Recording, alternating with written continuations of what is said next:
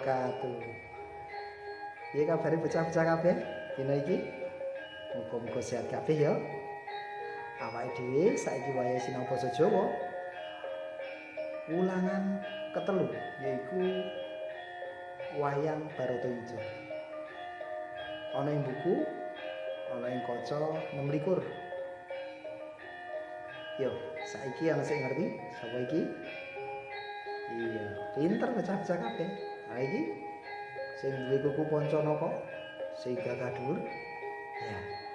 Yo, awake dhewe sinau bareng-bareng ana ing ulangan 3 sinau basa Jawa. Piye bocah-bocah, bukune wis siap? Heeh, awake dhewe arep lanjutake babagan bab 3 yaiku wayang Bharatayuda. Ana ing wayang Bharatayuda iki bocah-bocah iso maca dhewe janjane ana ing kaca 26. Nek biasane bocah-bocah nek maca dhewe nyok bingung iki maksude piye ngono. Nah, iki Pak Guru iki arep menehi sethithik ben ana isine cerita iki to. Nah, Pak Guru arep nerangake sethithik ning bocah-bocah tetep maca bukune ya. Nah, perang Bharatayuda kuwi perang antarane Pandhawa lan Kurawa. Pandhawa lan Kurawa iki sejatine sedulur, tunggal simbah utawa eyang, yaitu Begawan Abiyasa. Dadi iki putu ketemu karo putu. Begawan Abiyasa duwe putra kalih Drestarastra lan Pandhudewanata. Nah, Drestarastra kuwi wuta banjur nek ratu kuwi ora oleh wuta, ora iso ndelok, ora iso mirsani. Nah, banjur kraton Ngastina kuwi diwenehake karo Pandhudewanata.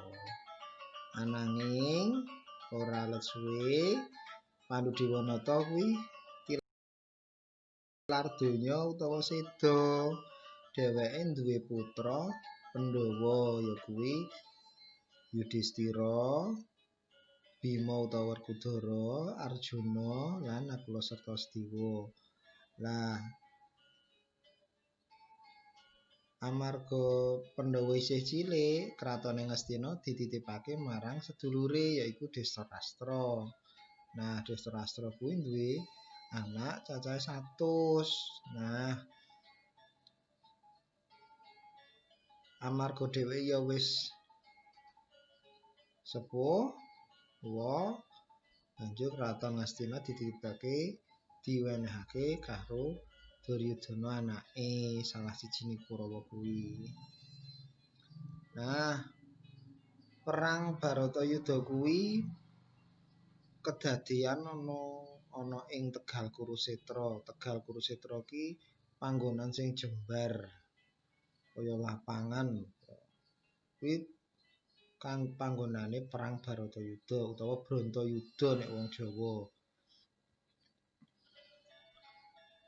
Peperangan kuwi suwene 18 dina. Disuwe lan pungkasane dimenangke Pandhawa. Lah apa wae sebab-sebabe peperangan kuwi? Ya janjane Pandhawa kuwi sebabe mek pengin njaluk bali kraton Ngastina sing mbiyen bapakne dititipke karo sedulure yaiku utawa Drestarastra, Prabu Drestarastra. Nanging wektu kuwi kan Kurawa yaitu Duryudana sing wis dititipi karo bapak Drestarastra. Lah Kurawa ki ora gelem balekake titipan kuwi. Kuwi kan amanah kudune kan dibalekke to. Bocah-bocah nek jenenge dipidine amanah ditipi iki kudu bali marang sing duwe. Mergane ngopo kok ora gelem balekke? Mergane wis rumangsa duwe lan ya wis ngrasake kepenak dadi ratu ana ing kraton Ngastina. Pandhawa dhewe jane ora njaluk kabeh kraton Astina kuwi, njaluk separone wae. Ning tetep Kurawa ora bakal mbalekake, ora bakal menehake. Lah, dadi yo cerah peperangan. Janjane Pandhawa ora bakal njaluk meneh. Ning amarga iki Angkara murka, wong sing dititipi kok malah ora gelem balekke, ora amanah. Angkara murka kuwi golek menange dhewe, golek benere dhewe. Rakus nek anune, nang basa Indonesia aku rakus. Nah, kuwi banjur Pandhawa kepepet maneni Kurawa. Akhire peperangan piye? Akhire peperangan Duryudana lan Kurawa kabeh tumpes mati. Saengga pungkasane Pandhawa menang. Peperangan ku rame banget lah. 18 dina enak ya suwe banget kuwi critane ngono kuwi. Nah, bocah-bocah kabeh, ana ing crita Baratayuda kuwi iso dijukuk piwulangi. Dadi nek awake dhewe kuwi maca crita ki iso dijukuk piwulangi utawa hikmahe. Apa piwulangi? Siji, sing salah bakal seleh. Sapa sing gawe salah, sapa sing gawe ora becik mesti bakal kalah, bakal konangan, bakal ora becik hasile. Lalu apa meneh piwulangi nggo awake dhewe? Piwulangi yaiku becik ketitik ala ketara paribasane. Sapa sing gawe becik mesti bakal nampa. Sapa sing gawe becik mesti oleh hasile.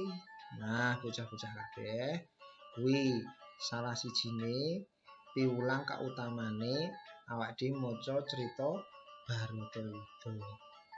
Pak Guru ya nyaranke nek ana kuota iso ndelok ana ing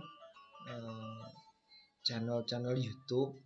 Nah, kuwi iso nileki ana ing kuwi channel YouTube kuwi judule Duryudana Gugur. Nah, kuwi ya ceritane Bratayuda utawa Baratayuda.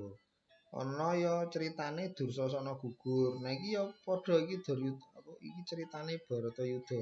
Dadi Baratayuda itu kan kuwi dawa ceritane. Nah, nek pengen ngerti gending-gending wayang kuwi ditileki ana ing gending sadurunge pagelaran wayang kulit kuwi iso ditileki. Engko mek ngerti. Awake dhewe nek ndelok wayang kuwi iso sinau babagan kautamaan. Lan iso dadi awake dhewe ngerti budayane awake dhewe. Semono sithik ya bocah-bocah kabeh.